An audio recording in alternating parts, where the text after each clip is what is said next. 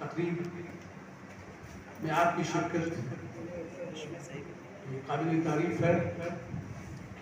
اور یہ آج جو رسم اجرا ہوا ہے صبر اور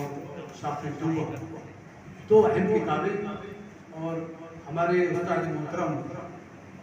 ماسٹر طفیل احمد انصاری صاحب کے کوششوں کا نتیجہ ہے، فکر کا نتیجہ ہے۔ اور جب آپ سب رنگ پڑھیں گے تو آپ کو اندازہ ہوگا کہ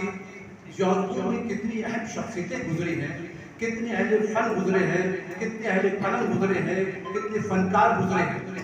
اور ماشاء صاحب نے ان کا جائزہ لیا ہے اور کافی کوشش کی ہے کہ ان کے بارے میں آپ تک وہ معلومات پہنچائی جائیں جو جونپور کے ایک تاریخی باب کا ایک حصہ ہے، اور جونپور کے اہل علم کے لیے وہ ایک نادر چیز۔ تو یہ اس پیرانے سالی میں ماشاء صاحب نے